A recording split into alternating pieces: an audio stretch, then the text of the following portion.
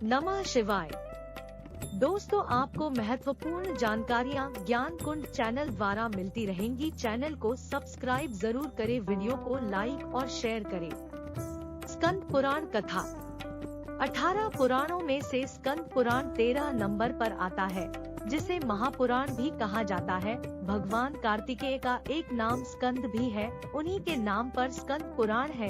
इसके खंडात्मक और साहित्यात्मक उपलब्ध 2 रूपों में से प्रत्येक में 81,000 श्लोक है। पुराण में काशी खंड, रेवा खंड, महेश्वर खंड, अवंतिका खंड, प्रभास खंड, ब्रह्मा खंड, वैष्णव खंड आदि 7 खंड है।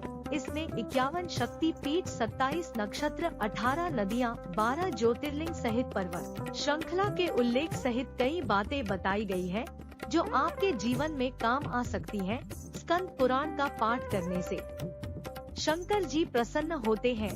स्कंद पुराण की महाकाल कथा में इसका वर्णन है। इसमें 12 ज्योतिर्लिंग की उत्पत्ति का वर्णन है। स्कंद पुराण में प्रदोष व्रत के महत्व का वर्णन मिलता है।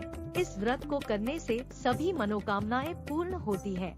इसमें एक विधवा ब्राह्मणी और शांडिल्य ऋषि की कथा के माध्यम से इस व्रत की महिमा का वर्णन मिलता है। स्कंद पुराण में कहा गया है कि जिस मनुष्य के पास धन, स्त्री, पुत्र, घर, धर्म के काम और खेत, ये 5 चीजें होती है, उसी मनुष्य का जीवन इस धरती पर सफल माना जाता है। स्कंद पुराण के वैष्णव खंड का कार्तिक मास महत्व के अनुसार ब्रह्मा जी कहते हैं कि इस धरती पर श्रद्धा एवं मेधा 2 वस्तुएं ऐसी हैं जो काम, क्रोध आदि का नाश करती है। इस पुराण में सोमदेव तारा के पुत्र बुध की उत्पत्ति की कथा, 27 नक्षत्रों का वर्णन भी मिलता है। इस कथा को सुनने से पाप और रोगों का नाश होता है। यह शैव संप्रदाय का पुराण है।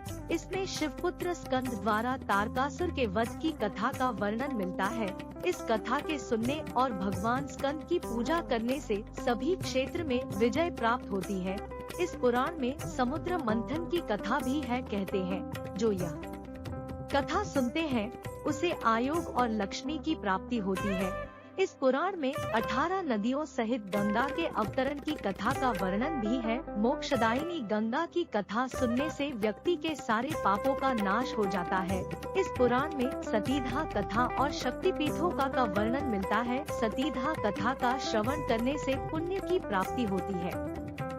इसके अलावा स्कंद पुराण में धर्म, ज्ञान और नीतियों से संबंधित कई बातें बताई गई हैं, जिसे जानकर व्यक्ति का मन निर्मल होकर सत्कर्मों में लगता है और जीवन सफल हो जाता है। स्कंद पुराण के वैशाख खंड के अध्याय 4 में वैशाख महीने के महत्व का विस्तार से वर्णन मिलता है।